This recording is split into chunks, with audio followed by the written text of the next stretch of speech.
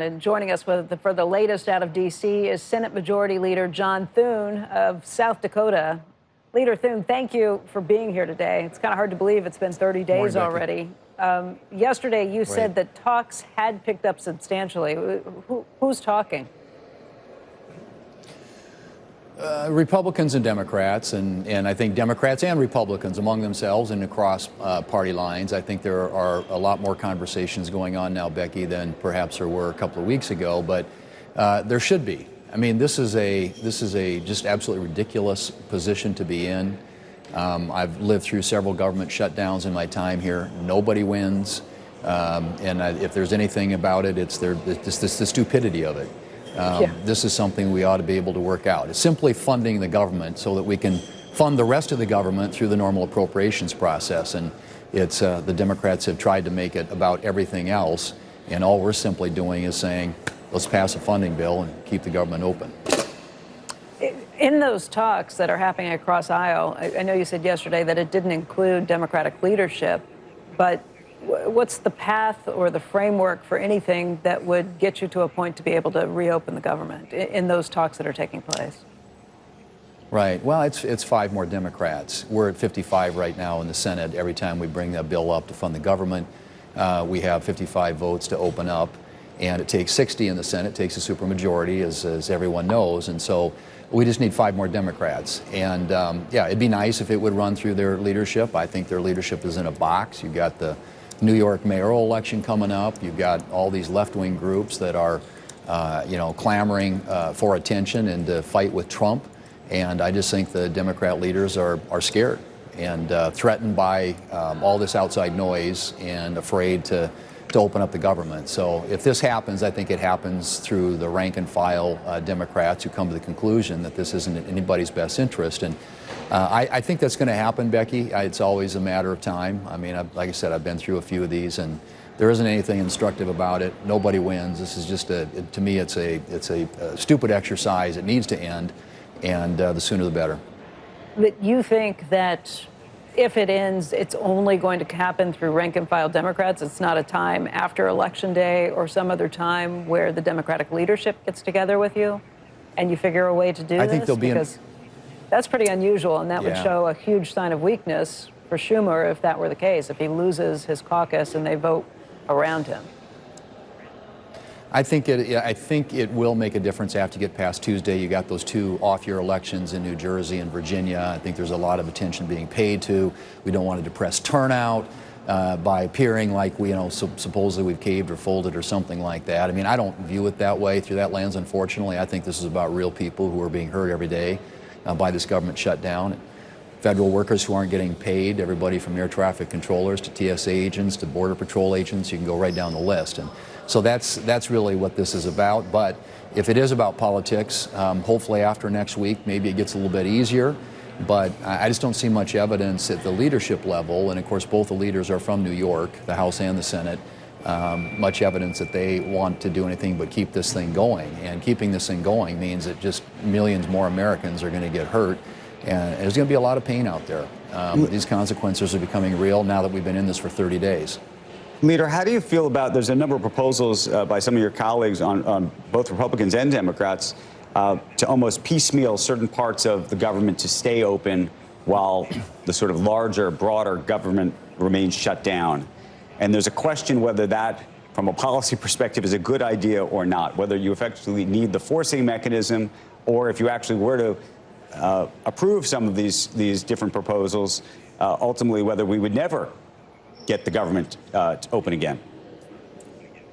Yeah, and I think that, to me, that's my view, Andrew, that all that does is extend the shutdown. If you take away a little bit of the pain here and a little bit of the pain here, but still you've got millions of federal employees who aren't being paid, and many of whom are furloughed. But you got people who are working. I mean, people in this building today are working and aren't getting paid. And then, as I mentioned, all those who work in key areas of our economy. So I just think that you need to open it up, and the simplest way to do that is just to fund the entire government, not pick little winners and losers or do these sort of one-off bills. And I understand the rationale for that and why it seems politically feasible, but it doesn't make sense if the longer view is this government needs to be open on behalf of the American people. I mean, it's costing the economy. You know, the things I know that you all pay attention to on a daily basis. You know, this is not a good thing for our country, and the longer it continues, the worse it's going to get. Leader Thune, while you're here, let's talk about some of the other issues that are happening in the world today, certainly impacting America. We did hear the takeaways from President Trump's meeting with President Xi of China, and it sounds like it's kind of a stand-down situation where we'll be getting rare earths minerals, we'll be selling more agricultural goods to China. Part of the trade-off may be that we ship them more semiconductor chips, not Blackwell necessarily, but maybe higher chips than had been approved to this point with the H-20. You've been pretty hawkish when it comes to the export of semiconductors. How do you feel about that? You know, it is. These have all these things, of course, with China. There's an economic issue here, but they all have national security implications, and so yeah, I'm obviously concerned about their role in the world and the things that they're doing in other places, and Russia and Taiwan, etc. I do think, however, when it comes to the economy, that our economies are sort of inextricably linked together. We're the two largest economies in the world. There's a symbiotic relationship that exists there. The good news, obviously, for a state like mine, coming out of the announcement yesterday, is that China's going to start buying soybeans again. The soybean market had been shut down. We had a big harvest this year, nowhere to go with it. So, you know, there's an economic relationship that I think we need to continue. Obviously, there's going to be a give and take in relationships like this. But I believe that the administration will do what's in the best interest not only of America's economic security, but our national security as well. President Trump also announcing the resumption of nuclear testing starting immediately for the United States. Not entirely sure what that means, but it would be the first nuclear testing since back to 1992 when President George H.W. Bush put a ban on it. Is it warranted? Is it necessary? I don't know the answer to that for sure. I'm anxious to hear the rationale and the explanation for what they're thinking there, Becky.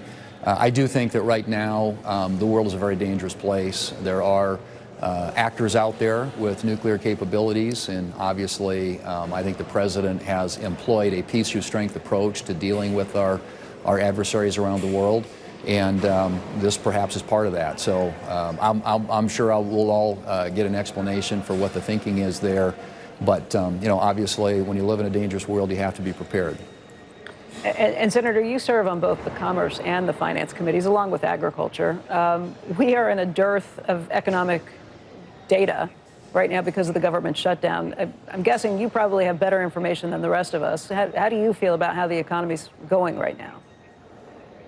I talk to, as you do, Becky, a lot of industry leaders. I know you had a number of them on this morning, and I just think that, you know, the overall mood out there is pretty strong. You look at what the market's doing, and you know, movement on interest rates, et cetera.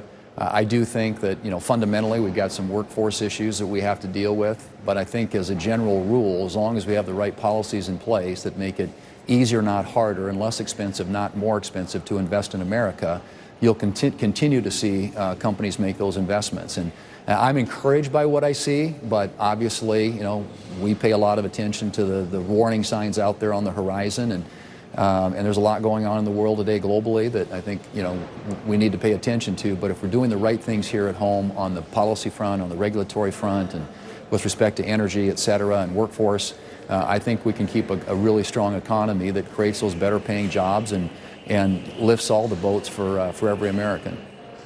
Leader Thune, thank you for your time today. If you had to make a prediction, would you say the government will reopen next week? I'm certainly hopeful, Becky. I think it's a possibility, but I have Scandinavian heritage, so I tend to see the glass as half empty. But I do think that I feel like at least people are realizing what's at stake now, and I think as the pain intensifies, I think we're trending at least in the right direction. So we'll see what happens. Okay. Certainly hope that's the case. Leader Thune, thank you for joining us. Thanks, Becky.